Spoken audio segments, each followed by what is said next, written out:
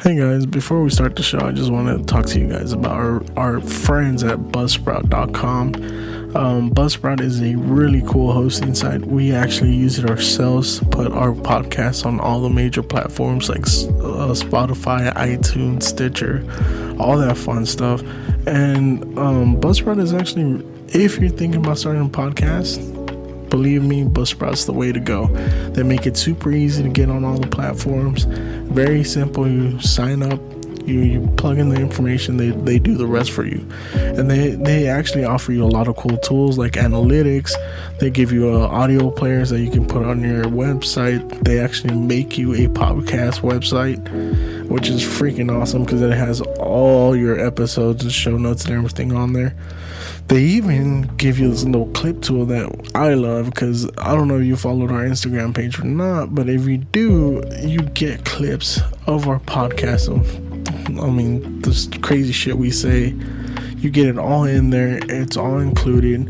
Believe me, Buzzsprout is the way to go.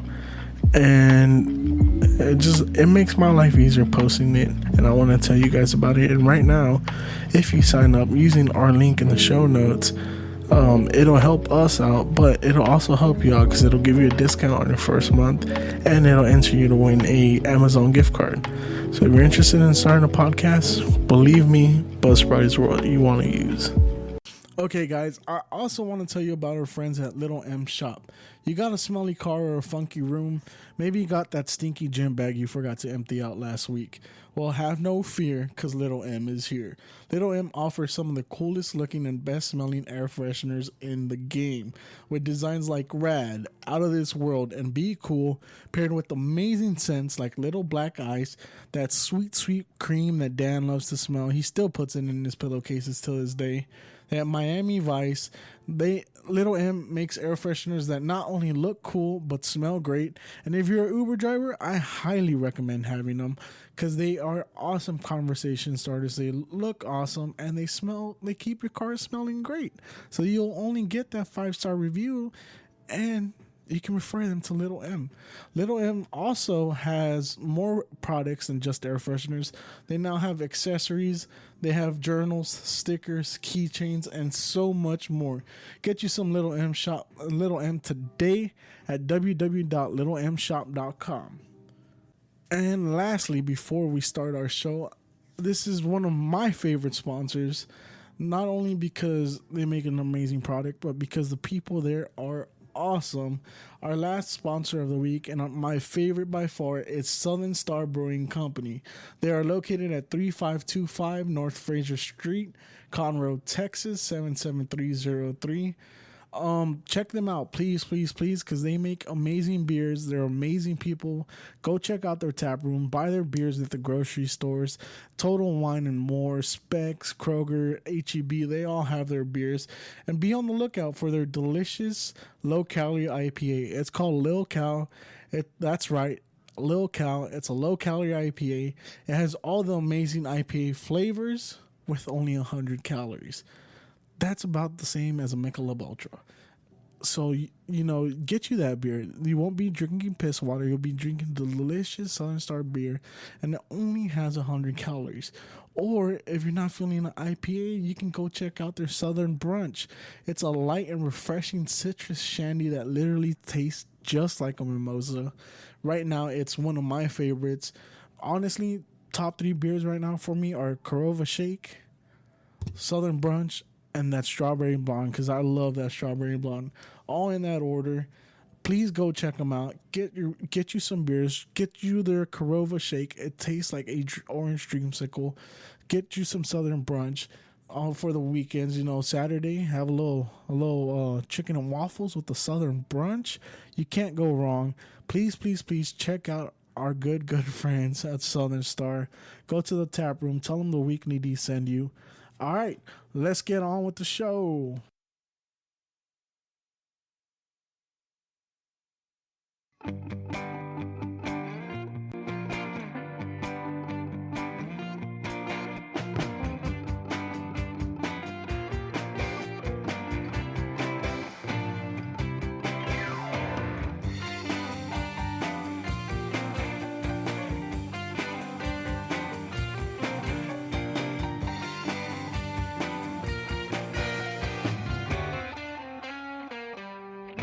Hey, what's up, D fam?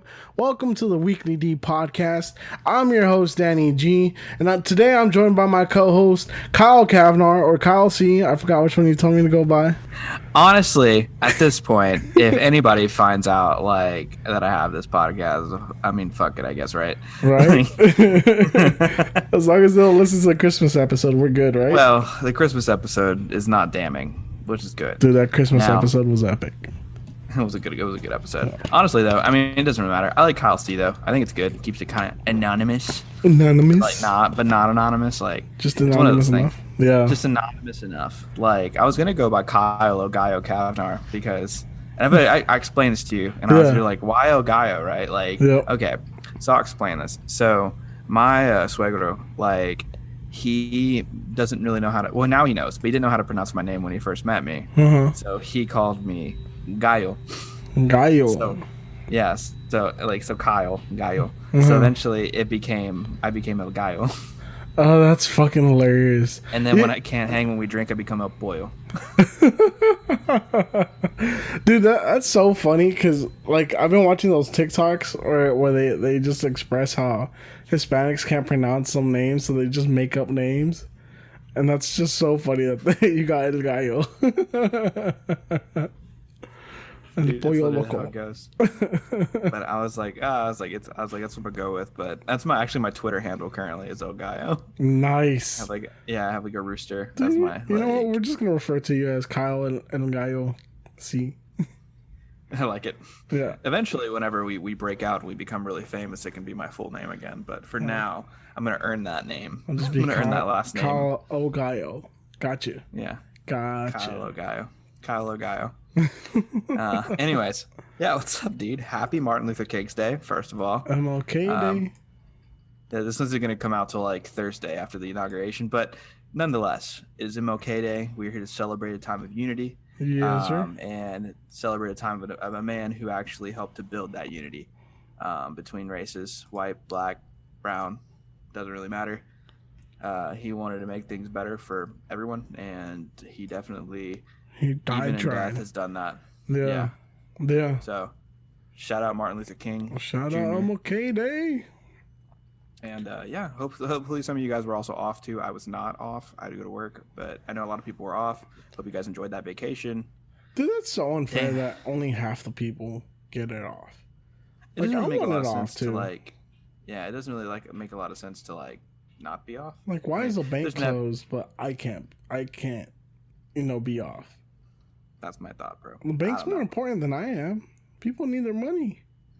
My dumbass. The market's closed on MLK. That's why I didn't move. I was wondering today. I was like, why isn't the stock market moving? Everything's stalled. Everything is halted. Everything's on its way up and up and up. That's why you buy instead of sell. Yeah, it's a bull market. I don't even know what that means, but I've heard it. It sounded good. We'll see what tomorrow brings. Maybe tomorrow won't be as much of a bull market. We'll see. Dude, maybe Inauguration Day is just gonna crash. The day before Inauguration Day, it might crash. Actually, I know some tech stocks are getting a little nervous. Dude, if they crash, I'm buying. Dude, buy. As soon as it drops, buy. Like the NSYNC song. Buy, motherfucker. I hope by the next day it just skyrockets. Dude. Well, that's what I thought originally. I bought into like Carnival and like Azul Airlines and a bunch of other ones, and they did end up going up, but not to what I wanted them to go. Dude, they'll go up though. They'll go up. I'm pretty sure. My dumbass sold them because it was my first year. So I sold with profit, of course. Okay. And then I get into like one of these stocks. Wait. Before we get into the whole stock thing, let's save it for later when we have a segment. Yeah, for sure. Because I want to talk about mistakes we've made that really hurt. Because I've made some stupid fucking mistakes that really hurt. As have I. Oh, man. The stock market is definitely not friendly to the young man. No. It is something you should definitely like research before you get into it. Exactly. Fun nonetheless, though. Use our login from Robinhood to get a free stock. Exactly. There'll be a link in the bio. Dude, we should have a weekly D Robinhood. We should have a weekly D everything like Cash App and everything. Just so people can get the $5 and we get $5. Dude, honestly, yeah, dude, I'm down. Honestly, everybody gets $5. We give everybody $5. They all give us $5. But the only difference is our $5 stacks up. Hey, it's okay. It's okay. Dude, honestly, we'd earn it. Be great. Good source of income. Anyways, I think it'd be a great scheme because that's a scheme at that point, not a scam, just a scheme. We're scheming. Like Ed, and Eddie style shit. We're scheming like our good Those boy, are scams, but Donald J. Trump. Our presidente. Speaking of Donald Trump, that motherfucker got impeached. Bro, Donald Trump, aka Mr. 45th, aka Mr. 2 times. How do you get impeached on your day off? Twice. Bro, this dude got peachy, bro. That's true. How the fuck do you get impeached on your day off? And how do you get impeached for the stupidest shit? Like, dude, my favorite thing is the meme going around where it's Bill Clinton and he's like, 2 impeachments and no blowjob. Womp, womp, womp. Just not doing it right. Then again, like, I mean, the thing is, like, he couldn't even, like, bitch about it on Twitter because they blocked almost all social media. How do you feel about that? Hold on. How do you feel about that? Because I think it's slippery slope. Okay. So we're in the same boat where it's a very slippery slope. Like, I see why you would do it, but I also see why it's extremely bad. So my whole thing is do I like when Donald Trump tweets? Sometimes it's really funny. Like, most of the time, no. It's bad. Most conservatives and liberals would agree with that. That usually it's like, no thanks. Like, I think we're all good with that, the Donald Trump tweet. And it's been a lot quieter, since he's been gone. Like, a lot quieter. Yeah. But I just don't think you should go out banning people, even if you're a private entity in a private company. Like, yes, Facebook is a private company, but at this point, Facebook, Twitter, like, these companies are massive at this point. Like, at this point, like, and they're being publicly traded too. So are they a public company? That's why. Like, I was listening to the CEO of Twitter talk about banning Trump, and he said, he's like, it honestly doesn't feel like the right call. It feels like a bad move. I think he said it's a bad move. He said if it was up to him, like if it was just solely up to him, he wouldn't have done it. But he had to think about the company as a whole. And how their the people that invest in them and whatnot did not like what happened, and of course. And he said for that sole purpose, it became a really tough decision for him. He either had to make the call to ban them or let it keep going and just watch their stock drop. And look, do I think he made the right decision? Like, absolutely not. No, I don't. I don't actually. Like I said, has it been much quieter since he's been gone? Absolutely.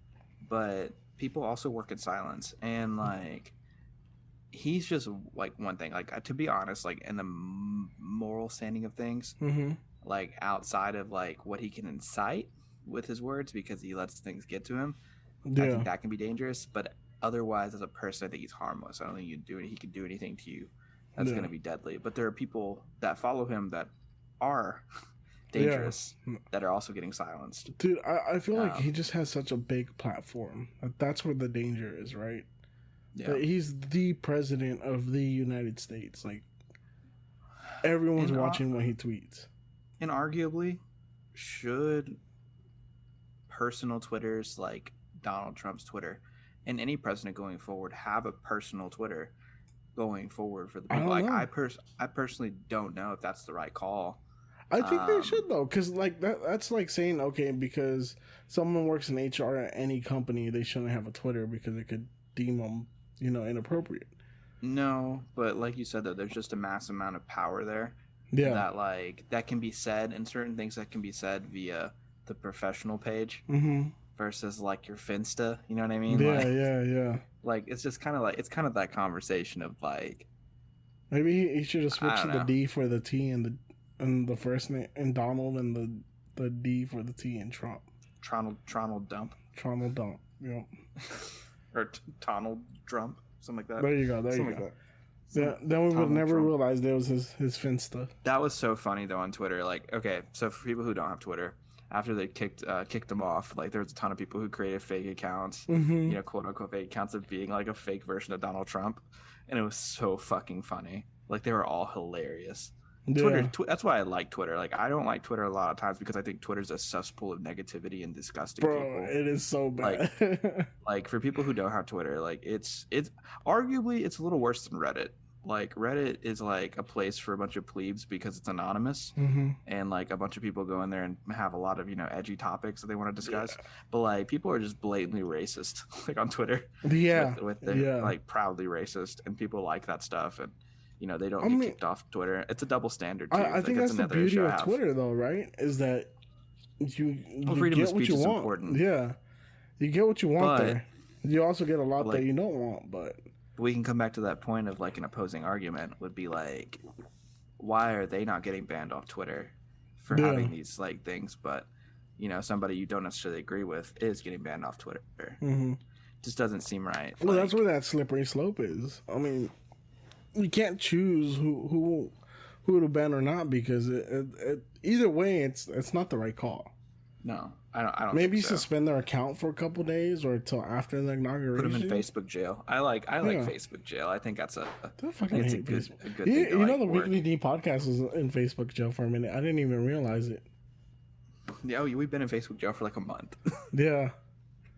I didn't even realize it. We've really been in Facebook jail for like a month. We have. I didn't even realize it. I just the other day I logged in and I was like, wait, it has a message here. Because we can't invite friends. Yeah. Sorry, guys. It's not that bad. We can't invite people, but they can still see it. Yeah. I mean, they'll probably ban us again. I'm sure somebody will find something. No. I slowed down the porn memes. I still have them all. They still post every now and then, but I slowed it down. I think every now and then is a good thing anyway. I think we were getting them every day. It was a little too much, yeah. It might have been a little too much. Some of them are blatantly like pornographic too. You know what's funny? The one that we did get flagged for it, like I was like, okay, and that makes sense. The Meals on Wheels one was definitely that one was that one made sense, but the other one we got flagged for it made no sense because nothing was happening. A girl was leaning on top of a guy. That was it. Like all clothes were on, everything. I don't know, but anyways, we could have fought it, but like, what's the point? Yeah, there was no point in trying to fight. Like, I mean, we're locked up. They won't let us out. It's fine. Free Kyle and Danny 2021. Bro, that's the next T-shirt. Maybe we should just like both of us behind bars, like Facebook jail. Locked up. They won't let me out. we should put under hashtag free the D 2021. Free the D. That's beautiful. I think that'd be hilarious. That's we get banned from our accounts to free the D 21. I mean, those would be shirts that we should just like PR out. Those would be great. Oh yeah, just give those out, dude. We won't even sell those. Let's just give them out. Everybody gets a free shirt. Free the D. Free the D. The Weekly D podcast in the front with that in the back. I think that'd be awesome. Bro, if anyone wants one, y'all need to tweet us. Hashtag free the D. Let us know. We'll make one of those. If we get enough, let's make a goal. Let's make a goal. If we get 50? I think 50 is a reasonable goal. Let's do 50. Okay, if we get 50 tweets that say hashtag free the D on Twitter at the Weekly D Pod, we will make a T-shirt that says free the D. Dude, I'm down. Honestly. Side note. Speaking of shirts, Chris Andrade, CA Don, the boy. If you're listening, I'm talking to you directly, sir. Did he drop the track? Did he drop the fire? The gasolina? No. I just know that he's a lot of cool shirts, and we could definitely showcase them bitches on our Instagram. If you were to send us some, I want to buy some. Yeah, I'm gonna buy. I've been meaning to buy some. I'm gonna buy some. I plan on buying some, but if you ever want to PR some out and just have them out so we can post them and kind of like showcase them a little bit, then like I fucking got you. Yeah, shit. We'll even put them on my back wall. Whenever we put them on the videos. back wall. Yeah. Make them like flags and stuff like that. You know what I want to do, and I'm gonna talk to him and like the other people. I kind of want to get album cover arts to fill this wall. Oh, that would be just sick, all the way down, like like vinyls. Like yeah. But with people we've collabed with people we like. I mean, I think that'd be pretty. That would cool. be sick. Yeah. Yeah. No, Chris, if you're listening, because I do know that you listen every once in a while. Yeah. I hope you listen to the Christmas episode. Just gonna throw that in your head. We'll see. I really hope you listen to a Christmas episode. It was worth a listen. What's it called? Anyways, yeah, Yeah, no, dude. To go back to like the whole Trump situation, like this man's like it's not really him, but it's just it's supporters that are really dangerous. I think at the end of it sometimes, and we're not talking about conservatives because conservatives in themselves like aren't dangerous. Like they just have like differing opinions. It's people that are like considered extremists. Yeah. Well, last week we talked about this, and remember I said that I said I don't want to consider all Trump supporters this. I just want to consider the extremists because not all Trump supporters are bad. Yeah, which is why we probably should have named our last video MAGA terrorists. But you know what? But we had to be polarizing. Yeah, fuck y'all. You know, clickbait. Yeah, clickbait all day, motherfucker. Yeah. Anyways, like, but yeah, no, I think it's, I don't know, the same thing with the left too. I mean, you have Antifa and you have a lot of other, right wing or left wing, like extremists that also need to be silenced. If we're going to silence everybody, we might as well just silence them too. But see, I don't think we should silence them. I don't think we should silence. I don't think we should silence anybody. I don't think silencing is the move. Then we might as well. Yeah. If we do, it needs to be fair. Yeah. So, all I gotta say is Trump did a very good job at marketing to his followers. I mean, a lot of them potentially have some really hefty. Yeah. A lot of them potentially have some really hefty jail sentences that they're going to have to probably face. They're getting charged with. Yeah, it's like 14 to 15 years for some of them, more for others. Bunch of no-fly list guys now. Yeah, dude, that sucks. You can't fly anywhere because you raided the Capitol. Yeah, you can't go do that trip in Cancun anymore unless you drive there. You know, one of the people was a cop here from Houston. One of the supporters, and then I saw that there was a school teacher, a school counselor that was there. She had a sign. Yeah, she actually like dipped out. She said that she was leaving to follow and like be like an extremist. Basically, she was just like, I'm gonna fight for this fake election and all this other kind of stuff. Like, look, like the election was fair. There's like all these courts had, even with Rudy Giuliani backing things up, like they didn't go through because they were garbage. They were garbage claims that had no like actual like play. You were given that chance. It did not work out. Yeah, he's no longer going to be in power, and he's already conceded. So get over it. Yeah, I just like I don't know. We're living in some very, very touchy times, dude. I do kind of worry like a little bit, and we talked about this a little bit before we started the podcast. Like in terms of like a civil war, like I'm not going to incite anything, nor do I condone anything like this, but I do think it's possible that could happen. Like I worry about that for my kids and stuff like that. Yeah, like my future kids. Like I don't have kids right now, but I worry about that for my nieces and nephews that are going to be growing up here and in this life. Like I don't want them to grow up during war. War, not only war, but war between our countries. Yeah, between our country. Like, yeah, it's not even against other countries. It's our country. That's one of the scary things. And then so one of the people I work with, very big on conspiracies. But he's very gullible. So you can tell him anything and he's gonna believe it. And he is a MAGA supporter, not terrorist, MAGA supporter. But you can see how the shit he's feeding himself, the shit the media is feeding him, is really got him in panic mode, dude. Well, it's a lot of people who claim to be like anti-media are taking in just a different type of media that fits their narrative. Yeah, and that shit can get dangerous. You have to be listening to both. I think that's one thing that people I think don't understand is like your side's not always right. Exactly. And you have to be able to justify those, and that goes for the left, that goes for the middle, that goes for the right. Sometimes you have to have a side. Well, it's in general, In general, you're not always right. Mm-hmm.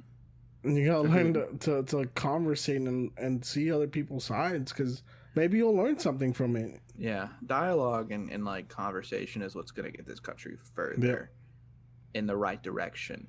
Yeah, I mean, bipartisanship is like what's gonna actually push us to be better. I think at the end of the day, but it has to be bipartisan. Yeah. That's the being problem. Separate isn't going to work, and like people also shit on centrists and don't talk. They say that bipartisanship is not the way to do things. You're wrong. Like that. I mean, we can work together, and I think working together is the way that we need to do things. Like we're not good when we're separated. We're better when we're together, and we work better as a unit. I mean, you've seen that in like so many different obstances. Not obstinate. I don't know if obstance. I made up for obstance. Goddamn, Carl. Obstances. So many obstances. I know. How do you spell that? Much, I guess. Obstances. Obstances. But no, there's so many instances throughout history to where you can see that like being separate was not a good thing. Dude, it's not work because there's no such thing as separate but equal. There's no such thing as I think the best time of unity, and I'll never forget it, is like post 9/11. Post 9/11, it was when America was united, excluding some of the negativity that went toward Muslims and but that was pretty bad. Like, yes. But like, what I'm trying to say is like the majority of the U.S. was like, it was united. Like everyone was there for each other. Yeah, you know, neighbors helping out neighbors. It was very, very much a community, a family, a nation is one. You know? I hate to say it, but like, there's nothing, and I never want anything like that to happen to where it has to be the only thing that unites the country is a tragedy. I don't want that to be the case. Unfortunately, history shows that tragedies are the best way to unite people. But not anymore. I mean, it didn't work with the pandemic. Yeah, we're so damn separated. We just got further separated because of a stupid fucking mask mandate. Like, and then we had the Karens that refused to wear their mask, yelling, "I know my rights." I fucking hate people, bro. I fucking hate people. But side note, I mean, things are going to be changing pretty soon. I don't know if it's going to be for the better or if it's going to be for worse. Yeah. We're getting a new president. Like, inauguration is going to be happening on the 20th, which is, as we're recording this now, 2 days from now, which will be, by the time you listen to this, it'll be the day after. We don't know what's going to happen. Maybe the world is up in arms by the time this drops.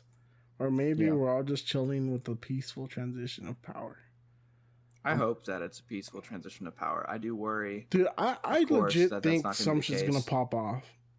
Like, I have a feeling, just because, like I said, this coworker I have, all the shit he's feeding himself is super, super, like, die-hard conservative.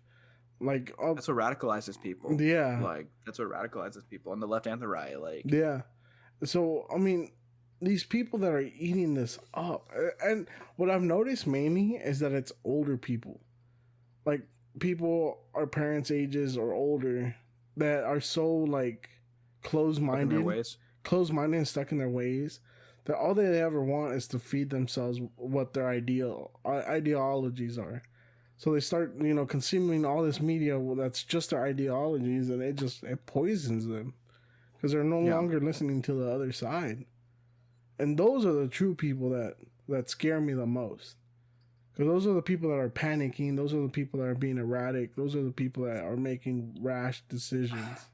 I mean, I saw a video on TikTok. Of course, TikTok's the video to watch everything.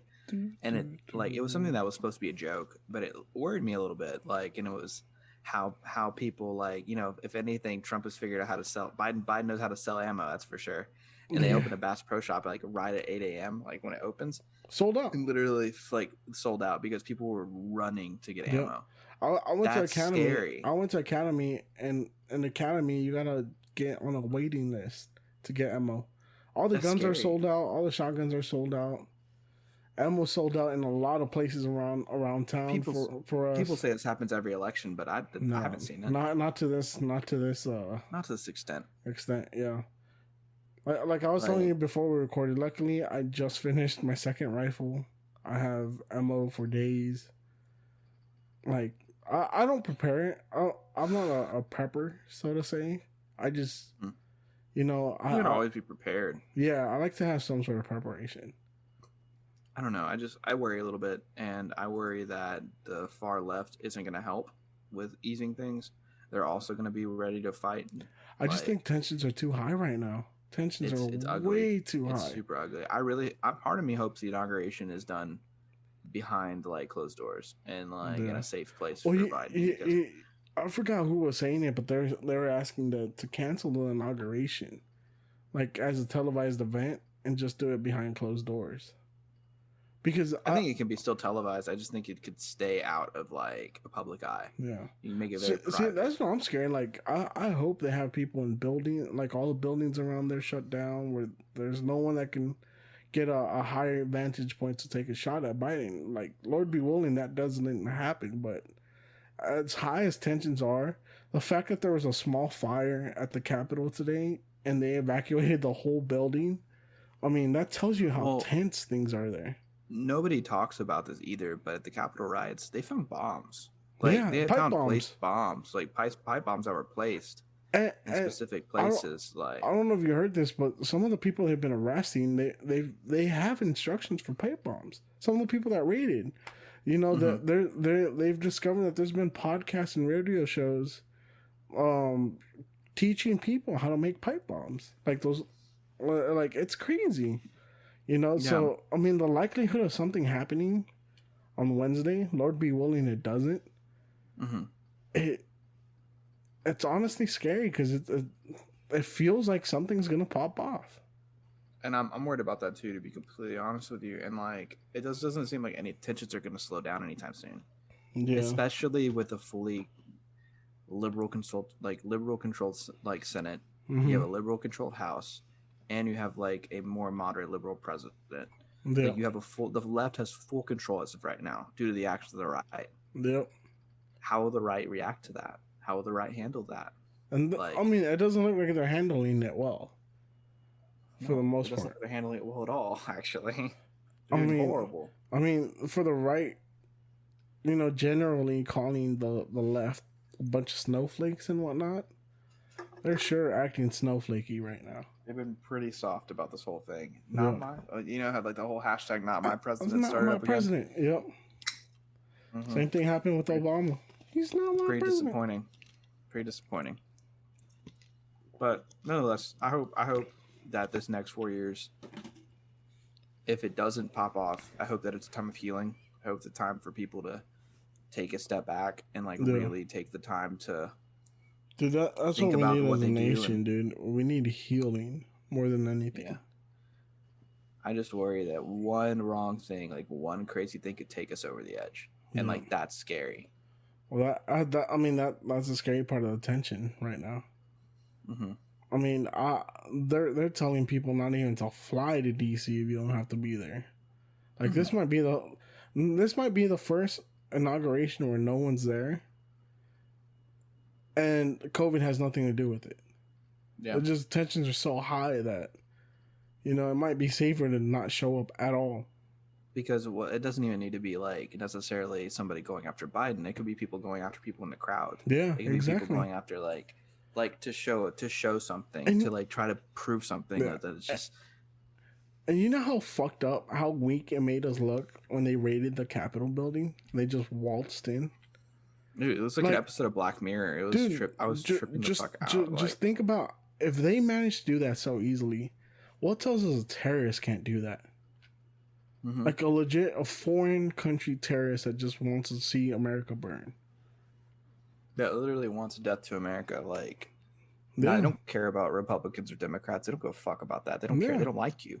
They don't like what you stand for. They don't like that you prefer women's rights. You exposed how easy it is to just waltz in.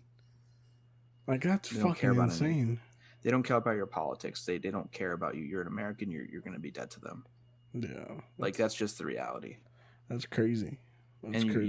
You've just that they've literally just kind of opened that up to see how easy it is to be able to do something like that. Yeah. I'm curious to see what's to come. You know, Biden has a whole bunch of new policies. Trump's already trying to fucking fuck him over.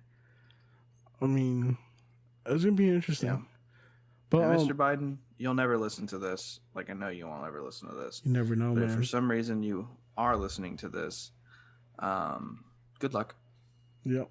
I wish you the best. I wish you a good 4 years. We may not agree on things, and whenever we don't agree, like, I will call you out. Yep. As should everyone else. Please do not let Pelosi go into higher power. That's all I ask. Or McConnell. We need time of healing. That's what we want. That's what we need. And I hope one day that you'll be able to help us provide that for not only us, but for our families and future generations to come. Yeah. Yeah, for sure. Anyways, we can move on to something a little bit more. Yeah, you want to talk about his policies real quick? I saw you put some notes about some policies. Yeah, and I really have thoughts about this $15 minimum wage. I personally think it's bullshit. I don't think. Now, this is gonna be a hot take. It's gonna be a hot take. I might get shit for this, but I do not think people deserve to make $15 an hour minimum wage, simply because minimum wage is not supposed to be a livable wage. That's the thing. Minimum wage was not designed for you to live off of. It was designed for people that need part-time jobs or for people that are students and shit like that. That's what minimum wage is for. And the fact that if you raise it to $15 an hour nationwide, the amount of inflation that's going to create is going to fuck us up even worse. You know, we're already, our poverty level is so high already because people can't afford shit. Now imagine if the minimum wage goes up to $15, how much more expensive is everything going to get? I think it's a general fear like people have, and I do have that fear too, but I do have a different opinion than you on this one, and so I want to talk about it, and we can have a conversation, a little bit of a debate about it, because I do think $15 at this point, I'd say give them the go-ahead on it, and the only reason I'm saying give them the green light on $15 minimum wage is because the minimum wage has been the same, $7.25 federally since like the 80s. Like that has not changed, even though inflation has caused our dollar to be worth less. Even though, like, hypothetically speaking, like there are jobs that are not meant to be, they're meant to be minimum working jobs. Like they're meant for high schoolers, they're meant for college students. Yeah, they're not meant to be livable. We know now that there are a lot of people who can't hold livable jobs. Like there are a lot of people who have issues with like a multitude of things. They either weren't raised right, they either have mental issues, they suffer from different types of things, like, you know, handicaps that make them not able to lift things heavily. They make them not able, but they can work. They can work in retail. They could, you know, be working customer service. They know how to talk to people. And I don't think that they're. I think it can be dangerous, but I think like at this point, like we're seeing now that the whole path of like you can be successful, like, and you're gonna have it easy as long as you push yourself isn't always the case, because some people push themselves to their breaking point, and it's just not enough, like realistically, because they've just had so many handicaps to where they can't like do that. And I don't mean handicaps in the sense of like, oh, you're paraplegic or I mean handicaps in the sense of like there are things against you. There are things that have disadvantaged them throughout life. Yeah. I don't know, man. I don't believe that, like the whole disadvantage thing. You know, being a minority, learning that hard work does pay off. You know, keeping a clean record, it does pay off. I mean, maybe it's a different school of thought, maybe it's an old school way of thinking, but I genuinely do believe that in this country, anyone can become anything. You know, you gotta grind. Sure, luck and being in the right place at the right time helps. But I feel like anyone, if you set your mind to it and you grind it out, you can do anything you want. Like, genuinely. And I think that's true. It's really about how you yourself apply yourself. Yeah. But with that being said, like there are also people that don't get, you know, like I said, there's still lots of low poverty levels that still have books from 10 years ago that aren't updated. They don't have updated history books. They don't have updated like English books. They don't really get pushed to go to school. They don't really get pushed to like do this in a household. And those are disadvantages that some people can get past, you know, but some people get eaten up by that. Yeah. I mean, we've seen it growing up where we did. Like, I mean, we have a lot of people that we know that ended up in and out of prison. Ended up just like trying to make it and work jobs. Like, I mean, we knew some people that like had ideas to get places and they couldn't do it, and then they end up throwing themselves on a train track. Like, but I mean, we also know people that had all the odds against them and they still pulled through. For I'm gonna beep out her name, but look at her. She was a girl that got knocked up in high school at 16. junior year, dropped out for a couple months, came back, had a kid, came back, finished school, started her own business, is going to college. Like, she has her family and everything. Like, honestly, even with all odds against you, if you really want it, you can make it happen. If you're hungry enough, you can make it happen. I mean, just look at celebrities, look at basketball players, at football players, where they come from dirt poor. The majority of them come from nothing, but they set their mind to one thing. They tell themselves they're going to do it. They're disciplined about it, and they make it happen. And I think that's something that needs to be instilled in like every American household versus like some. I just think people are lazy, man. I think people get used to a certain way that the system treats them, and because of that, it puts them at a disadvantage because they don't teach their kids, and their kids don't get taught that, and so they don't teach their kids, and then their kids don't get taught that, and it's just a slippery slope to where like eventually somebody might break the mold, but I mean we can probably let's be honest, we could probably go across the tracks like in Richmond and find generations of people who have never made it. Yeah.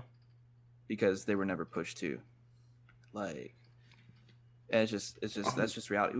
But we won't go too far into that. But to go back to where I was saying about like the $15 minimum wage, in terms of like the tax bracket, that's my only worry is inflation and how high that would go. But to be fair, an inflation rate is normal every year. It does like naturally inflate as we pump more money into the economy. Well, I mean, think about it though. With all the stimulus money we took, inflation's already on the rise because they had to create money for this. Well, we'll get into that in a little bit. But I mean, inflation's already rising, right? They printed all this money out for the stimulus, naturally rising as well. Like it has its natural progressive rise, and then on top of that, you want to throw an extra $7.75 on national minimum wage. I mean, it's gonna skyrocket inflation. What you're gonna end up seeing, which is what's happening in California already, is that you're no longer gonna have a middle class. Your middle class is gonna disappear because of so much inflation. It's either you're dirt poor, you're on the higher poverty levels, or you're rich. I mean, it also does bring up the conversation of like worth within a role and you're like within a job. So if you move it to $15 to someone who's working at a call center at $15, now going to be making more money because that's the minimum wage now. Are they going to be making less money? Maybe. Like, I mean, the other thing you got to think about. The other thing you got to think about is how is this going to kill small business? Well, maybe not kill all small businesses, but how is it going to? Businesses are already on their way out. I mean, unfortunately, there's going to be a new people that survive. But you're pushing more people out. You're talking about disadvantages and this and that. I mean, this is going to create a huge disadvantage. We assume that, but we also need to see like a full plan of what he wants to take out where, and we haven't really seen that yet. True, but the other thing you gotta look at Taco Bell and McDonald's. You know when they raised the minimum wage in New York and California, or they raised their wages, what happened? They started replacing them with robots. Yeah. I mean, they're doing that everywhere now at McDonald's and Taco Bell. But that's what I'm saying. Like the fast food industry is already doing the higher you push that minimum wage, the more likely they're going to look for a less expensive way. I mean, so even in like, you can see that like in terms of companies though, in general, regardless, you're on the way out anyway in terms of like efficiency, because companies are always looking to be efficient and always looking at ways to cut costs. That's why reorgs happen. That's why massive cuts happen. It happens. Like, I mean, COVID was like not something like, I'm not going to go too far into it, but my job had a massive reorg, not because of COVID, but because that was just what's going to happen. COVID made things worse. It accelerated everything. It halved everything. Yeah, that's the way I see the minimum wage, though. It's like, if we do it at this time, I feel like it's going to accelerate a lot of things that we are not ready to deal with. I just want people to be able, like, I think my whole thing, too, is, like, I mean, if we can get it, like what we need to do is we need to actually have like documentation to really see what the plan looks like laid out, get an idea of where these are coming out of, because people assume taxes, right? They're going to tax them at a higher percentage. Okay, well let's take a look and is that actually what's going to be happening? Let's make sure that they're not actually pulling it out of a different place. Yeah, like they're going to be doing this specifically because I mean that's what we're doing with the stimulus checks. The stimulus checks are really just they're not we're moving money us, around. Yeah, they're moving money around to make it work. Yeah. Not to mention, like, I mean, I don't know. I have different opinions on it because, like, I don't know if it's necessarily the right move, but I also understand why people like want it. Yeah, I mean, I understand why people want it, but like I said, I don't know. Maybe it's like I said, I grew up on a different school of thought. The way I entered the workforce was very unorthodox compared to most people. You know, and I don't know. It's giving me a different perspective, right? Which I mean, it happens. It happens with the way you're brought up, your situations in life. I mean, I did not have the opportunity to go to college. Even if I wanted to, I wouldn't have been able to because of my parents' financial situation. Yeah, you know, but I grinded it out and did. You know, I was determined to make it out, and I did. Right, but I don't know. Maybe that's why. Because like in my business, we get a lot of people that are fresh out of college, think they know everything, think they're going to conquer the world, and they don't know what they're doing, right? And the two lead techs, me and the other guy, we've never stepped a day in the classroom. We grew up doing this. We learned it as we went. You know, so it does give us a different perspective. You know? Yeah, and I think there's different ways to get from point A to point B. You know, at the end of the day, like, I mean, that was the best path for you specifically. And some people, like, the best path is not school. Exactly. Not school. Like, school is a waste of money for some people. Like, but that's what I'm saying. Like, I guess it created a different perspective for me, right, than the next guy. Just like you would have a different perspective than the next guy. Yeah. I mean, it just... I see what you're saying with the whole living thing, but I don't know. I would really like to sit with someone that studies the economy and like explain. I'll send you a video that I listened to that kind of changed my mind in it because like originally I was on your side on it. I was very like, no, it's going to cause inflation. End of story. But after listening to him, he's like he studies, like he works stocks, ETFs, works on he worked in the housing market, understands how things work. And like he broke it down as to like why it could potentially work. Okay. And the potential. I'll send it to you. Okay. I can leave a link. We can leave a link in the podcast notes. I definitely want to. I don't know. I want to understand exactly how or what. I want an educated person to tell me like these are the outcomes. Yeah, because I would say it changed my mind and my outlook on why I thought that way, and I was like, okay, you never know. I can see that. I might change my mind too. I want to be educated on this. As do I. We need to find a friend that's an economic. What is it? Economist. That sounds right.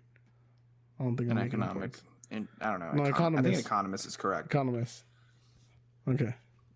But I hope Biden does good as being president. Hopefully we get what do you think about getting another stimulus? How do you feel? Dude, I'm down for another stimmy. I'm down for another stimmy. Don't get me wrong. I won't be mad. I think it's better best for the economy. I'll go stimulate the economy. Go with stimulating the economy. Yeah, we have like plans for that money. So if we do get it, then that's what we already have an idea of how we're gonna. Does it include a new TV? No, it does not include a new TV. It's really going to be a lot of saving and moving money around and that fun stuff. Same. The goal is eventually, years down the road, maybe a home. Mm-hmm. Yeah, so the last thing, I reinvested it. I just put in the stock market. As you should. Yeah. That stimulates the economy. Yep. That's how we do it. This is how we do it. Nonetheless, I think we had enough political discourse for the day. Let's go. Let's move it forward.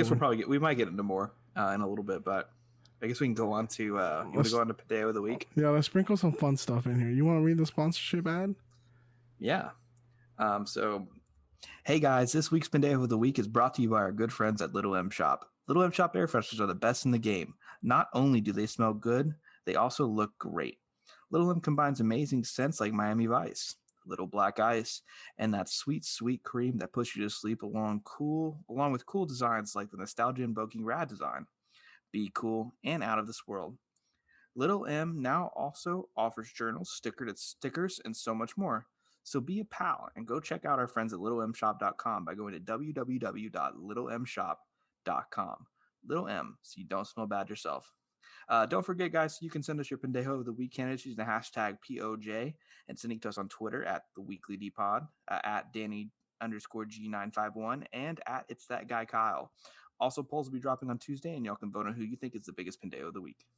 Eventually, we're going to have polls on Tuesday. But for now, we'll just keep saying it. We really need... I've been trying to stimulate our Instagram a little bit more and our Facebook. Stimulate it by adding some stories with questions and polls. We're getting a little bit of movement. It'd be nice if some more people would stimulate it for us. Little by little. Just give us a stimmy. 2 finger stimmy. My God. All right. Anyways, you want to go first? I can go first. So my Pendejo of the Week is actually a very broad Pendejo of the Week.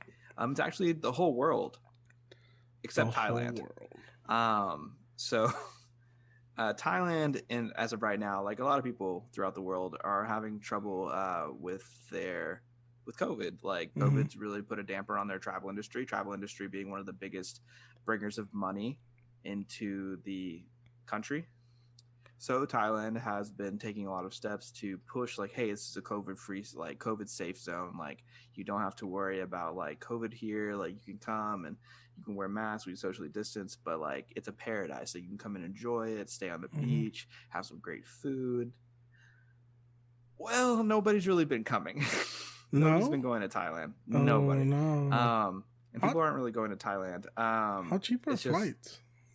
Dude, the flights, if I'm not mistaken, aren't horrible. I think they're in the thousands, which to go to a different country, not bad. It's not bad. Like flights to Thailand, I can probably like tell you right now. I did look up hotel prices. Mm-hmm. Yeah, I would say okay. So they're about $2,000. There is also cheap flights to Thailand for like $300. Nice out there. I wonder what kind of plane you go in on that one. Spirit Airlines? Maybe. But yeah, so that's like definitely a thing. Like there are some like flights to Thailand that are like about $1,252. Penang is like $1,790. There's some places like going up to about $2,000, between $1,000 and $2,000 though on average. Damn, that's not bad. That's not bad. There. Well, wait till you hear about hotels. So I was looking at Airbnbs in Thailand, and currently some of these like full condos and like entire like cityscapes are going for about $33 a night. Holy shit! On average, dude. Like $33 USD. That's not bad at all. I was seeing in Mexico. What is it? Cabo? No, Acapulco. If you book 2 nights, you get a third and a fourth night free. Shit. Any of the hotels down there. Dude, I'm tempted, but I am so terrified of going on an airplane with a bunch of people. Because that's literally like an incubation for a long tube. Period of time. That's you got to go to 2 weeks. Yeah. That's literally an incubation tube. Yeah. Well, that's why they're taking steps to, allow COVID testing at airports and things like that. After that asshole in LA got COVID on the plane. Yeah. I did such a douchebag. But there's a Pendejo of the Week on top of that.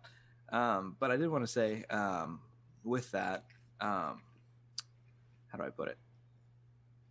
Go visit Thailand if you have the money to, and you have some time to go and check out a new country. They're struggling, and they have them. Their poverty level is a lot worse than ours, but their food's great. And like it's just a shame to see something so rich in culture and stuff like really struggling. So if you have the money, you want to go check out a new place, beautiful beach scenery, things like that, go check out Thailand. Kyle, if you win the lotto tomorrow, I wouldn't be upset if you send me some tickets to Thailand. Dude, we'll go together. It'd be a blast if I win the lotto tomorrow. We're really banking on Kyle winning the lotto tomorrow so we can quit our jobs. I gotta become podcasters. Could you fucking imagine? Oh my god. Dude, we would never tell you guys if we won. By the way, I know. Y'all wouldn't even know. I mean, y'all would probably see us like on trips to Thailand and shit. Then but you'd see the Weekly D YouTube channel just skyrocket. We'd be posting daily. It'd be great. People would be completely focused on. Bro, how awesome would that be though? To just like focus on podcasting and YouTube and then not have to work a single. We'd get so much done. I mean, I wish I had the money to just kind of take a break from everything and just really put a focus on this. Same, dude. That would be awesome. Like, same. But I don't have the money. I don't have that kind of money. Yeah, same. It sucks having to work a 9 to 5 and then trying to do everything, all this shit on top. But we like doing this. It's a good hobby for us. We enjoy doing it. And even if it doesn't go anywhere, we have fun with it. So hell yeah. I'll do this till the day I die. Like, like no bullshit. I think I'll podcast the rest of my life. Even if we're old people talking about something that young people just don't give a fuck about. These goddamn youngsters. Flying in their flying machines. Back in my day, we drove 30 miles to get to the store. Back in my day, we had a Cheeto for a president. Cheeto Puff. Anyway, okay. So my pendejo of the week goes to our ex-president, Mr. Impeached 2 times, Mr. Donald J. Trump, aka Mr. 45th.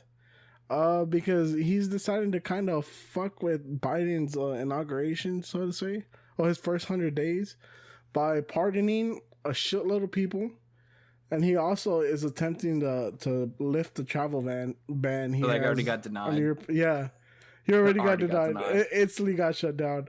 But the fact that he's Mr. King Petty as well, and he's trying to just like fuck everything up before he leaves. It's so funny, and I genuinely believe he deserves Pendejo of the Week for that because he's still like fighting to the end.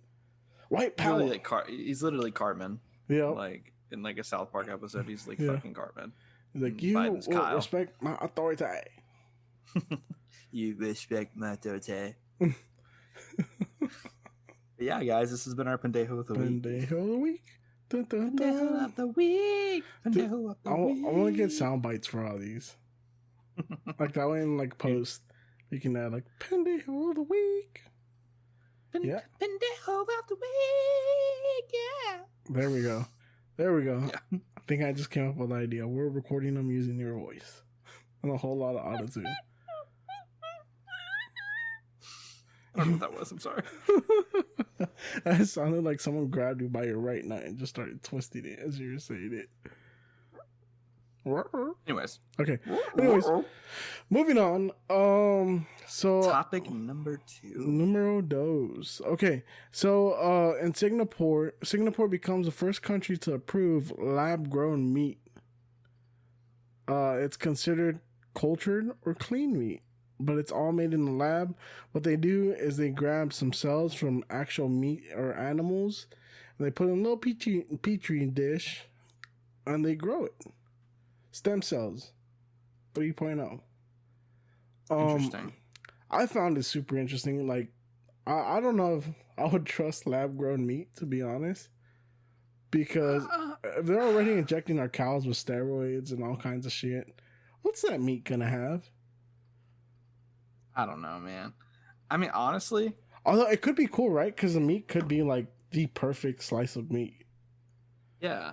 Well, let's imagine having that perfect cut of steak or like that perfect piece of wagyu. That's what I was about to say. The wagyu that you can buy for like literally probably like at that point because they can market it like even cheaper for like $5, like for like some wagyu beef, and it tastes just as good as the $125 stuff or better. Oh. Yeah, or better. Actually, like I mean, and also there's no guilt of having like an animal die because of it either. Like he was already. I don't really. How do you pull a pork chop out of that? They just grow a pork chop. That's what they do. Like, I don't know what they're doing in terms of like, if they're deciding to make it like, how do you put it? Like ground beef, or if they're making steaks, or they're making cuts of meat. Yeah. I don't know what they're doing yet. Dude, I'm so curious. Like, I want to know, are they making an animal and then cutting it? Or are they making just that section? Like, How do you choose? I wonder if they just make it like a slab of meat, like it just like a cube. Well, what or if something it? like that? I was about to say, what if it's just like the pink slime that goes into McDonald's chicken nuggets? I mean, I like McDonald's Dude, chicken I love nuggets. chicken nuggets. Like, I'll so fuck my up fat some ass chicken probably nuggets. still eats some like lab meat. I would fuck up some chicken nuggets. Honestly, like, would I eat it? Depends how good it tastes. Maybe I'd try it. You would try it? You know, like, yeah, I've had vegan beef and stuff like that. Like, I've had vegan hot dogs and things like that. Yeah, Like they're a actually vegan hot not dog, bad. like a vegan hot dog with a good slaw and like a nice mustard.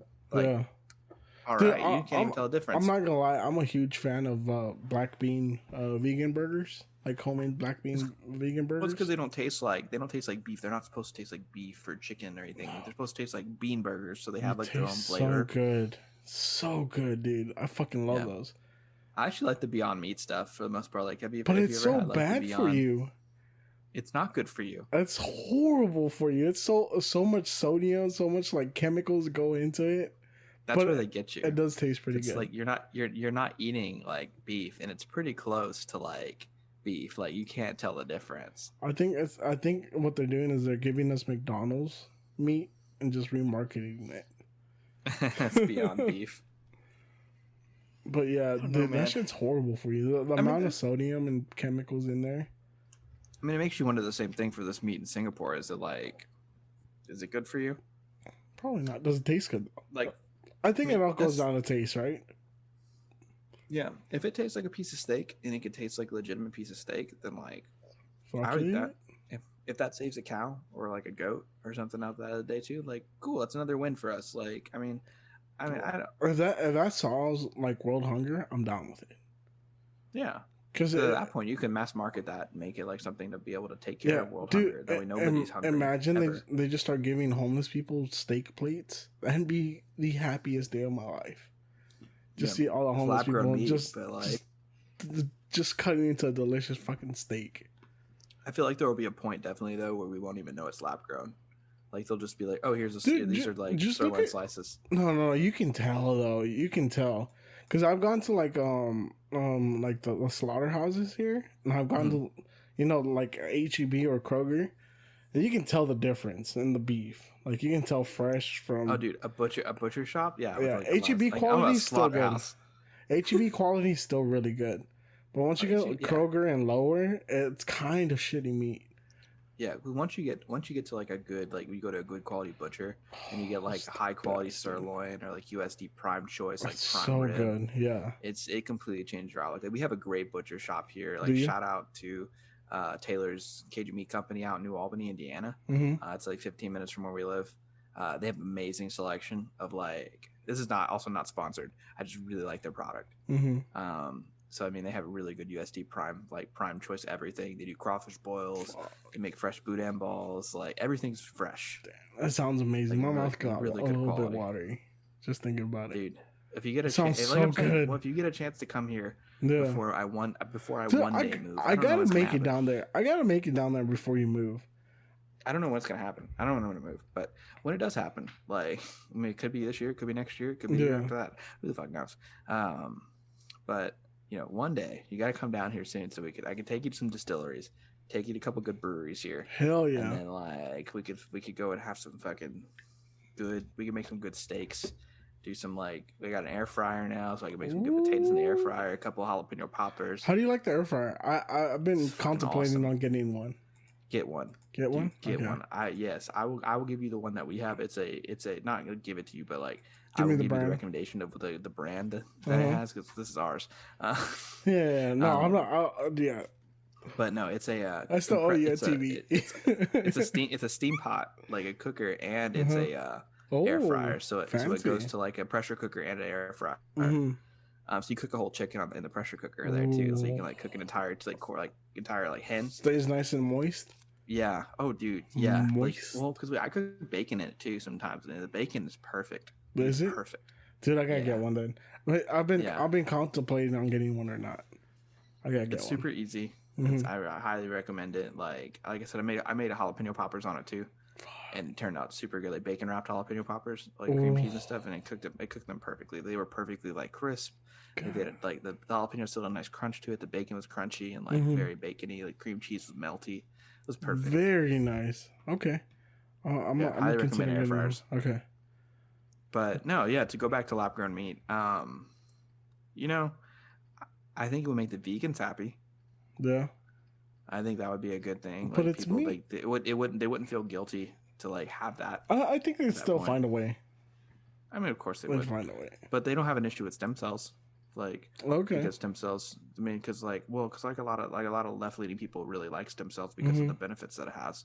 The only people that don't like it is the right side because of kills them babies. It comes from a lot of it comes from aborted cells from fetus. like a aborted fetuses, things like that. Yeah. And it also comes from other places too that aren't necessarily have to do with any of that. But that was like the first thing that was happening when they first were finding out about it. Yeah, that's one of the things where it's like I know morally it's wrong, right, to pull stem cells out of a fetus, but if it's already like a fetus that it didn't survive, yeah, it's one life for another at that point. Like you can save a life.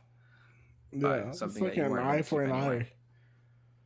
I don't know. It's just that's one of those weird morality things where it's wrong morally, but if it saves a life, is it worth it at that point? Yeah, and I think it is. So yeah, I mean, same. I guess we'd see. Same, but lab grown meat. I give that a pass, dude. Imagine some tacos of lab grown meat, bro. Imagine it. They just come out fire and like. Perfect al pastor. They cut it off like a stick. They have a fucking trompo. Fucking trompo with piña and onion. It just grows out like that, basically. Bro. Kind of like this little stick like cotton candy.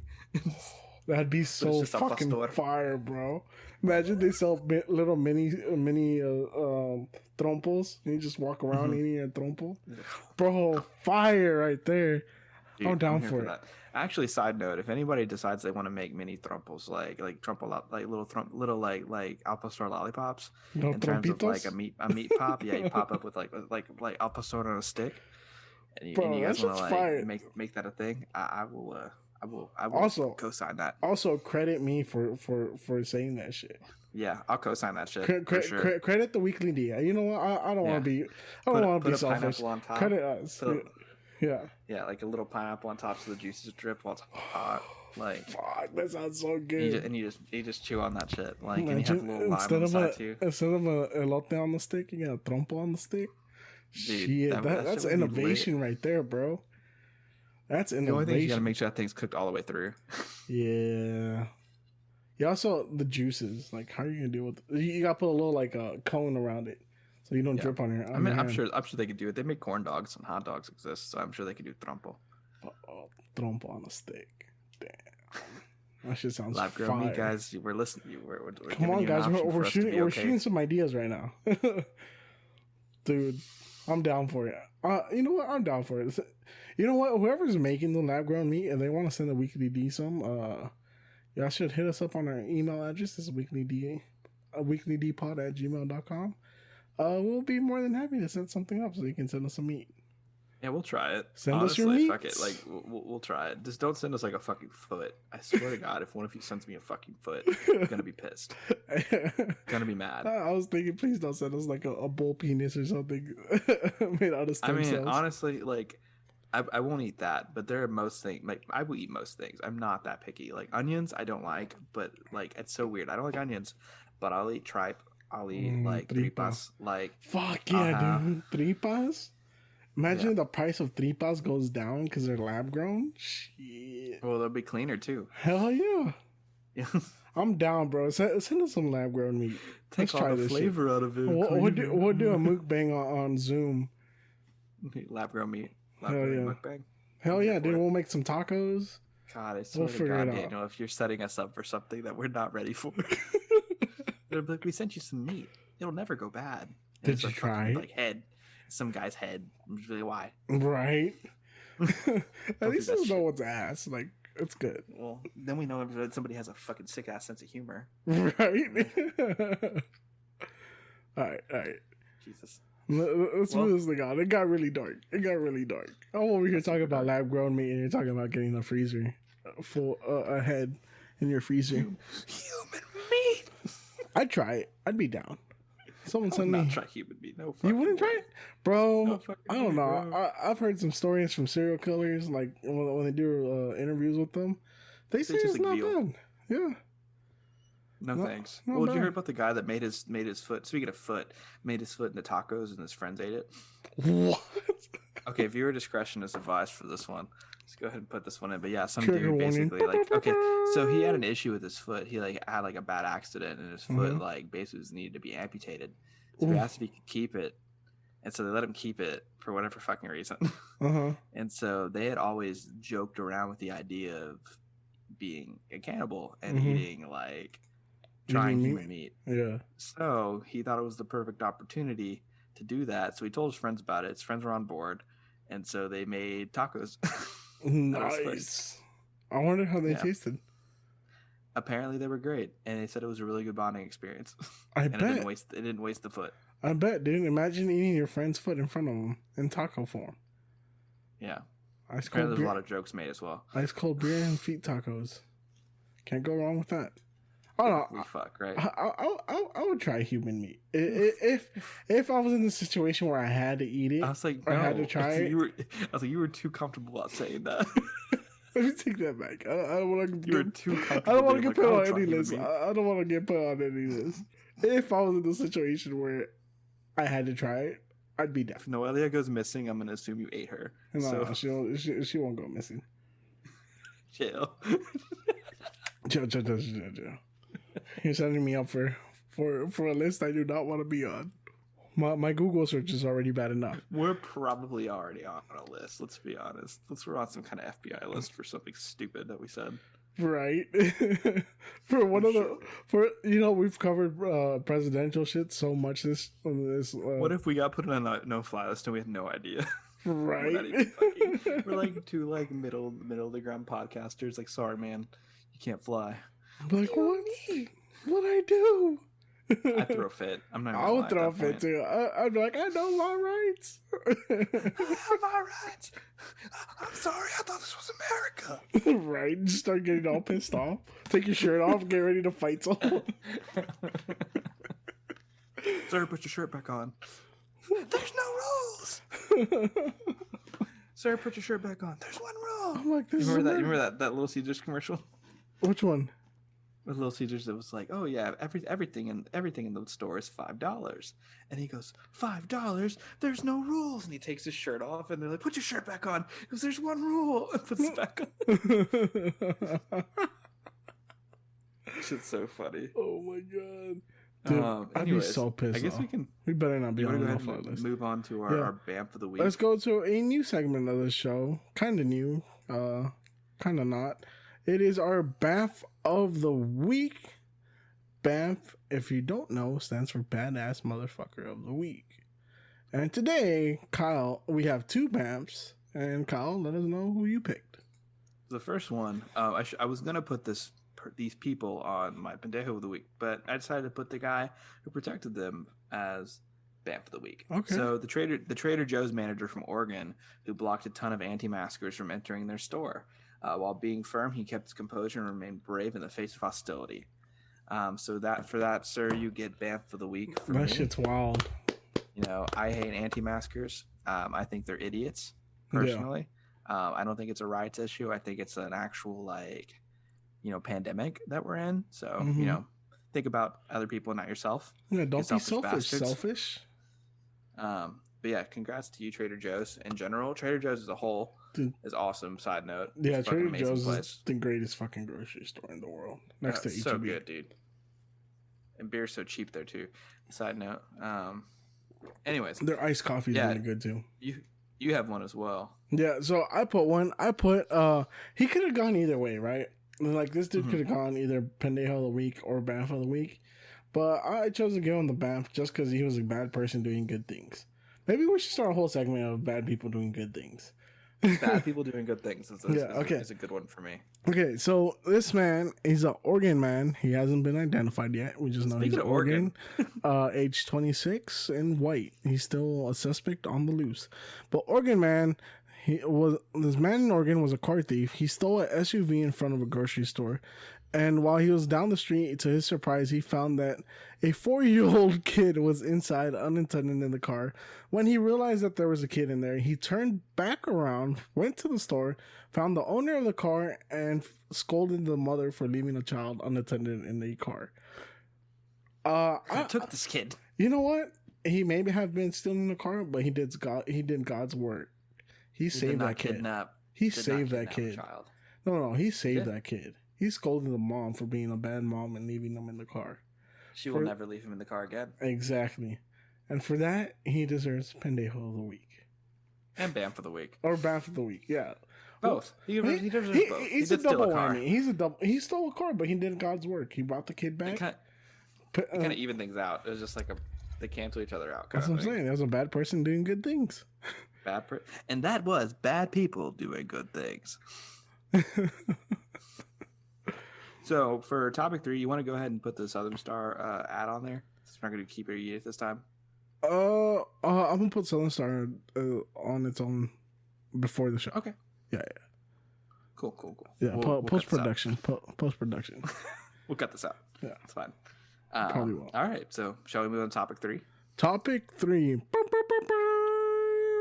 Ching ching ching-a-ling ching-a-ling ching. Why am I saying these things? That sounded racist, dude. Hold on. That sounded really racist. No, that was not supposed to be. You started this topic a little hot.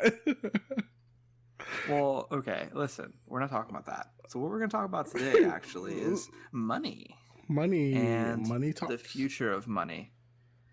So people always go into stocks and stuff, and that's like a thing. I'm in stocks. Daniel's invested in stocks. Yes, sir. We like stocks. We like our stocks. But let's be honest. Let's figure out where the real winner is right now, and that has to do with cryptocurrencies: Bitcoin, Ethereum, Litecoin, Dogecoin. These things are huge right now and on the way up. But right now, Bitcoin currently just got done with a major run, and it's currently kind of corrected itself. But it's back on another bull run as we speak. And we should be seeing record numbers again, is what I thought, in the next 2 weeks. You think so? I'm curious. I think so. I'm curious to see what's going to happen, because Bitcoin's one of those things that it's so erratic now, where it becomes a hot trend. People jump into it, and then it bubbles and pops. Yeah. And then it drops back down. Well, I guess I don't know. It's still a higher high than it was before. It was sitting at 36 last time I checked. Fuck. See, I need to find the password to that other wallet I found. I cashed out once at 20, so if I can find that other wallet, that'd be great. I really hope you have so many Bitcoins you can share some with me. You can give me 2 Bitcoins. I bet you there's a chance that there's at least 10 of them. Dude, all I'm saying there's a good chance there's at least 10. Your wallet. If you find a way to get into that wallet, and you have 1 Bitcoin, give your boy 1 Bitcoin. I'm not asking. I would like it. You would like it? It would be a really cool gift. I was like, I don't give a fuck about. Dude, I gotta pay for a wedding, dude. Oh, 1 Bitcoin. 1 Bitcoin could pay for an entire wedding.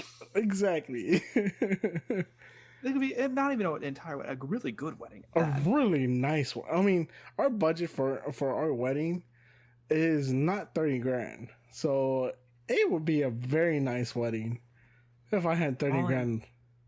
All I'm saying is, if you had 10 Bitcoins and you subtracted 1, for sure. If I have more than 1, for sure, I'm gonna spread the wealth, bro. Because if I eat, I need you to eat, so we can keep this podcast going. Fuck yeah, bro. And so if I won't hate me, do you know how awesome that would be if I go, hey Kyle, guess what I just sent you?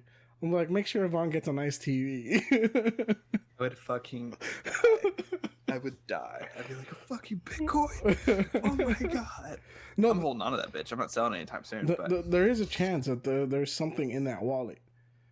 But I need to figure out the fucking password. You know how fucked up this is? You know how nowadays everything has a 2-step verification? Why can't Bitcoin have that?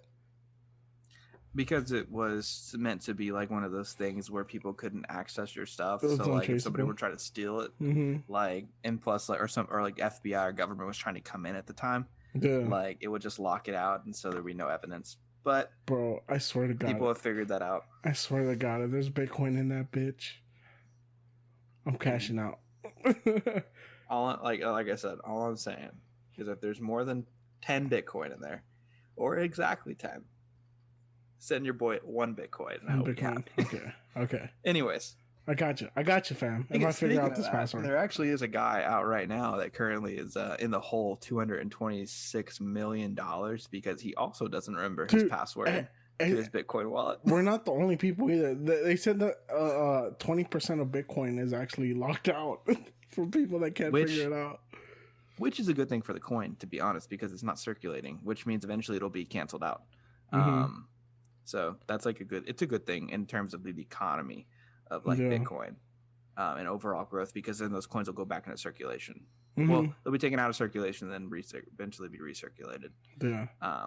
Until the next halving, of course. I'm gonna figure this shit out, bro. Because if I'm a thousandaire, I'm gonna be so upset. I'm over here struggling. I got thousands of dollars. Dude, what if you bought like just a ridiculous amount of Bitcoin? Just like fucking like 30 Bitcoin. Bro, no, you don't understand. When I got into Bitcoin, they were like 10 cents a pop. Yeah. Like, what if you did that shit? What if you really bought like just a ridiculous amount of Bitcoin, not realizing what you did?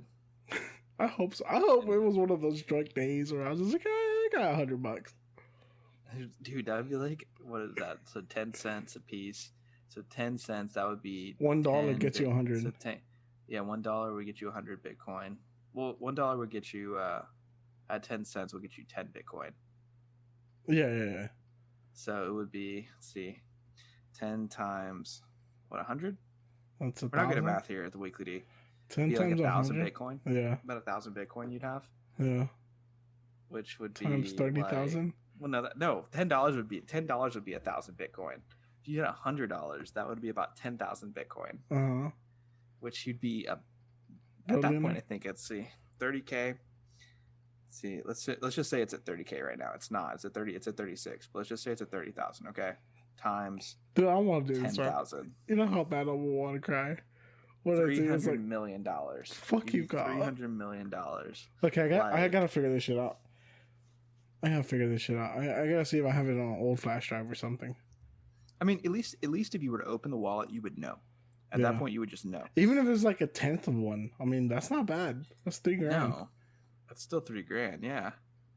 Like, but then again, I don't know how that works. If they were splitting at that time, like if you could just give somebody 0.00000, something of Bitcoin at the time, like I don't remember. I just remember because if it was at 10 cents, like why would that be the case? You just like share it that way. Like, yeah, I just remember at that point the way I got into it was because I was selling weed and that was the untraceable currency, and the people buying, which is actually, side note, totally traceable. That was a fucking bullshit lie. It was, but at that time it was totally traced by the FBI. Yeah, it's a fake like it's a fake currency. You can find it if you really need it. Like if you need to like find somebody's like identification. Well, it has an IP address. Yeah. Anytime you use it, you're using the IP address. Yeah. So I mean, even if you're on an onion, you could probably track. You know what's trippy? The other day I went to this gas station in Houston because I needed to get cash, and in the gas station, the actual ATM, you can pull or buy Bitcoin there. I've heard that that's a thing that's happening, which is interesting. So I don't think I'll be pulling Bitcoin anytime soon. So I mean, unless I got 10, then I'm gonna give you one, and I'm gonna take one out. Hey. I'm gonna cash one out so I can pay for my wedding. Hell yeah, dude! Could you fucking imagine though? And then I'll take another one out. I'll drop down to 6 because I'll take 2 more out so I can buy a nice house. Good down payment. Dude, if Dogecoin ever blows up, I got you. Gotcha. Where is Dogecoin at, since we're talking about cryptos? Dogecoin, well, at this point in time, man, I wish I would have stayed. So it's at 0.0092. So it's right under a penny. It was at 0.003. I think. Wait, Dogecoin, is this the one Elon Musk is behind? Yeah. Well, he's not behind it. So Elon Musk basically memes the coin. He thinks the coin is cool. He likes it. I don't think he's invested in it, but his tweets have his tweet definitely had an influence on the coin going up the first time. Well, that's the trippy thing with the cryptocurrencies, right? Is it could either really take off or it could never take off, but you won't know until 10 years from now. Yeah. So fun fact about Dogecoin, actually. Dogecoin's actually one of the oldest cryptocurrencies, still in circulation. It's really? It was actually made after Bitcoin came out as a joke to make fun of cryptocurrencies at the time. So basically the first guy was like, oh yeah, I'm going to make this new coin called Dogecoin. And then some other guy from Australia basically did that. And then another guy from the US was like, what if we made it into an actual coin? So they set up a blockchain, created an actual blockchain under Lucky Coin. And then that created Dogecoin. And Dogecoin has been around for about, I think, 10 years now. I think it's maybe 10 to 12 years. It's been in circulation for that long. They've actually been really beneficial. So they actually had paid for a Jamaican bobsled team to come to the Olympics because they didn't have the money. Is that the one that has a movie about them? I don't know if it's them. It might be. It's the ones that they didn't have money. So basically, Dogecoin was like, we got you. So a bunch of Dogecoin investors from Reddit ended up funding that. And then there's also they also funded the NASCAR racer as well. And so they put Dogecoin like a video game as a DLC. They put the Doge on top of the race car, which is really cool. Oh yeah. But there's potential there. I mean, granted, for it to hit $1, it's gonna have I think it was a massive market cap. So the odds of it ever hitting $1 is very low. Yeah. But you can make a lot of money putting, $1,000 investment in, and it hits 5 cents, for instance. Yeah. That's a massive percentage. I know a guy that I've been following that had invested, I think it was $20K in about $20,000 USD into it at 0.0034. He's currently sitting about $20,000 in profit. Damn. Yeah. Holy shit. Yeah. Comfortably sitting at 20K in profit. Yeah. And it hasn't gone down. It's been stacked. It's been staying pretty stable. I'm not a financial advisor, but you should look into Dogecoin. Bitcoin, it's already way up there. Yeah. If you don't have Bitcoin now, it's really hard to catch up to the wave. Yeah. There's no guarantee it'll ever hit 100K. Same with Dogecoin. There's no guarantee it'll ever hit 5 cents to it, or even $1. If it's $1, shit, I'm gonna be rich. Yeah. But I mean, it doesn't hurt to invest a little bit of money in a lot of cryptocurrencies. See where things go. The worst that can happen is you lose money. I agree. You lose a small investment, or you gain it. It's an investment, right? So you're putting money in there and you're hoping for the best. Really, investing is just gambling. It's educating gambling. Really is, though. Yeah. In a lot of ways. You learn it when you lose a lot of money. Oh, fuck yeah, dude. Well, earlier I was saying I want to talk about mistakes we've made. Have there been any investment mistakes or things you sold too early where you deeply regretted it after? Yeah. Zom. Currently, Zomedica pharmaceutical company. It's a pharmaceutical company for animals. It's pet pharmaceuticals. So they were currently sitting at, I think, the lowest 10 cents. And recently they jumped up to $1.20. Damn. And I had 1,000 shares. So it would have been a nice return for me in profit, but I sold it to get into XSPA, which is currently in the hole at the moment. Shit. XSPA has a really good business model, but at the moment they got hit with they did 2 offerings this last year, and they had a reverse split at the very beginning of the year, and that's really killed the momentum of the stock. So unfortunately, I'm a bag holder there, but not for long. I have a feeling there's really positive. They basically XSPA pivoted to COVID testing, and so they created a new thing called Express Check, and they've been building COVID testing centers. Okay. And eventually, the eventual goal is to build an urgent care clinic style thing in airports. So that way, if you're not feeling good, you need to stop at the airport, get a flu shot on the way there, get your shots taken care of at the airport versus having to wait and get all these, that's things done ahead of time. Yeah. Yeah, that's smart. So we'll see what happens with that. I mean, I hope for the best. I would like to at least break even on that. That'd be nice. But I would like the PT there is 54. Okay. Like it's sitting at $1, dude, $1.30 something, $1.36, and the PT the price target is $54. Yeah. So, I mean, I don't know if it'll ever reach that, but if it did, it'd be really nice. Yeah. Fuck. No, my biggest regret or mistake was I had to. One was Tesla when I bought in at 200, and then it jumped up to 420. Dude, and they did a stock split too. That made it even worth more. So now it's sitting at the same level it was sitting at before the stock split. Yeah. Oh, that one really hurt because I sold. Like I said, I bought at somewhere around 210. Mm-hmm. How many shares did you buy? Just one, or did you buy a couple? Bought 5. Yeah. Dude. Well, I bought 5, right? And then you wouldn't have known. Like there was nothing that was saying that Tesla was going to be successful. The thing was, I needed money, right? And I was like, well, I got these 5 shares. They're doing okay. I was like, I'll sell them, get the money I need, pay whatever I need to, and then reinvest it. By the time I went to go back to reinvest it, it had already jumped up to 420. And I was like, fuck. At that point, I mean, even when the COVID hit, it dropped, I think, to 560 at the lowest, which even then, that's still really high to buy in. You could have made a lot of money. I could have made a lot of money buying at least a share of Tesla. Dude, I had going through the stock split and having it go back up. And then the other one that I really fucked up on was with Disney. With Disney, I had 10 shares of it. I think I had bought them at 30 something.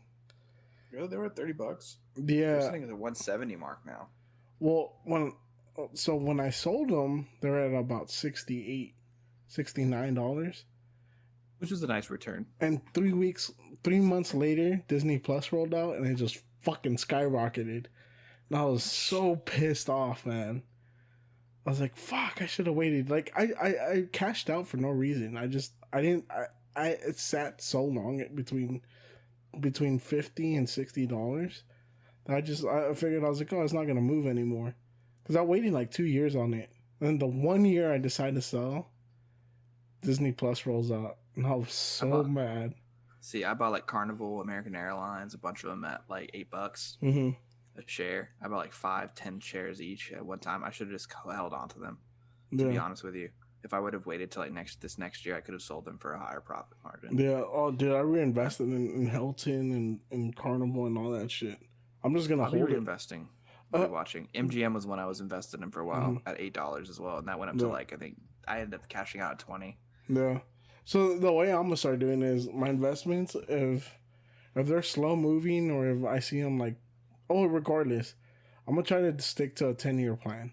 Make my investments, wait 10 years before I pull anything, unless something drastic happens. Just make sure you pay your taxes. Yep. If you get a capital gain. Yeah. That way you don't get screwed by the IRS. I know. I'm so scared of that shit. They'll come and ruin your life. I'm so scared of the IRS. Like I always pay my taxes on time and everything, never owed, but I'm so fucking scared of the IRS. Yeah. I was like, they'll literally like ruin your life. So it's just like, no fucking thank you. Yeah, like, you know what I mean? I mean, they arrested Wesley Snipes for it. Yeah, and Chris Tucker. Well, there's some people that are like, even if they don't arrest you, like you're still like always gonna pay them back for whatever, even if you become successful. Like there's one guy I know. I don't know him, but like he's like a YouTuber, I know of, and he has like a really popular channel, and he didn't know how to pay the taxes for YouTube. He didn't think that was like a thing, and he's still paying the IRS back.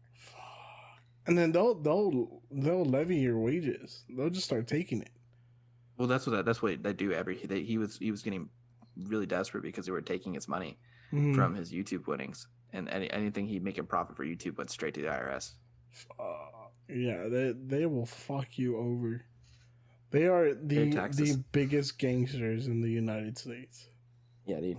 Pay your taxes. Yeah. It's really dangerous that if you don't, like, especially when you do stocks and ETFs, stuff like that, make sure you do it. Especially if you have a capital gain. If you have a capital loss, you can actually get a discount. So, side note, if you don't necessarily win. Regardless, all the gains go straight back into reinvestments. Yeah. Yep. That's me. That's what mine do. I'm not going to take mine out until I'm ready to. I have everything automatic reinvestment. Now, if I'm talking like multiple millions at some point, if that ever happens, I don't know if it ever will. Just reinvest it. If it does, and pull a loan on it. Yeah, I'm going to reinvest it and then pull what I need. Yep. Like when I need it, and then like I don't have to work, and I can just like focus on other things that I want to do, like podcasting with your boy. Like podcasting, traveling, yeah, all that fun stuff. Yep. But yeah, no, I mean that's like at the end of the day, like I don't know. I think cryptocurrencies are the future. Mm-hmm. Personally, I think cryptocurrencies are going to be what we're going to be using as a whole eventually at some point. Yeah. I don't know if it'll. I really don't really know if it'll ever be if it'll be Bitcoin. To be honest, it could be something else that comes out of the woodwork. Who knows? Yep. The next Bitcoin. Oh, yeah. Bitcoin's an asset at this point. Bitcoin will one day be I think either more worth than gold in terms of like assets, but it's not really I wouldn't call it a currency anymore. I feel like people are still too scared of Bitcoin to fully trust in it, and that's gonna hopefully that changes because I mean there's a lot of good stuff out there, but. Regardless, yep. I mean, like I said, I'm not a financial advisor. I don't take anything out of context what I say, but you should take a look at, do your research, of course, always. Yep. Take a look at Bitcoin, take a look at Dogecoin, take a look at Ethereum, Litecoin. A lot of these big names are out there, and you could make some good money doing that. Yep. So be aware of that, especially as inflation increases, potentially thanks to a Biden presidency. Yeah. Yeah. I think that's a good spot to end it at. To end this episode at. We learned a lot today. It took a serious tone. I liked it. I'm not gonna lie. I like the seriousness sometimes. Yeah. I think it was a solid episode. Not gonna lie. Oh yeah. I learned a lot of shit today. I enjoyed this. It was a funny. My mouth hurts from smiling so much because I really enjoyed the conversation. Yeah. It was different than what we usually do, but sometimes we gotta mix it up a little bit. Yeah, change the game every once in a while. This is more of an educational pod. It was for obstants, of course. We can be mature sometimes. Sometimes we don't have to make dick jokes for the first 30 minutes of it. Or talk about what different drugs Sesame Street characters represent. Oh, that was a solid episode too. Don't hate on that one. We mix it up. If you guys haven't listened to Maga Terrorist, it's a pretty funny episode. It's actually pretty funny. The title's a little off-putting, but it was a good funny episode. Yeah, it was an enjoyable episode. We tried clickbait, didn't really work. I kind of feel bad for Spencer because he got linked with the Maga Terrorist episode. Maybe I'll change the title to it just to see if I throw anyone off. What if they just assume Spencer's the Maga Terrorist? Right. What if they think we interviewed a Maga Terrorist? Oh my god. Maybe I should change the title to that before we get blacklisted. the Pepe the Frog Boy. Yep. All right. Well, that was a good episode. Solid episode. Thank you, Kyle, for joining us. Thank all our listeners for listening, for sharing us with other people. If you like what you heard, please give us a thumbs up or a 5-star review on Apple iTunes, Google Play, Spotify, Stitcher, all that fun stuff. Leave us a review on iTunes. We actually read them every now and then. Hit us up on Twitter at The Weekly D Pod, as well as Instagram and Facebook. You can hit me up at Danny_G951 on all social medias. You can hit up Kyle at It's That Guy Kyle on all social medias. Pretty much all social medias. Again, thank you guys for listening. If you guys want to send us an email, send us a story and let us know how we're doing. You can do that at theweeklydpod@gmail.com. We're trying to get more Twitter responses, more interaction, stimulate. Give us that stimmy on our social medias. We might pay you back. Also, especially if it opens his Bitcoin wallet. Exactly. Also, if you want a Free the D t-shirt, please let us know. Hit us up on Twitter with the hashtag Free the D, and we'll make those shirts and send them out. We won't even charge you for them. No, fuck, that'd be amazing. I'd actually like one of those shirts. We need to hit 50 though. The goal is 50. 50 comments, retweets, or tweets. All right.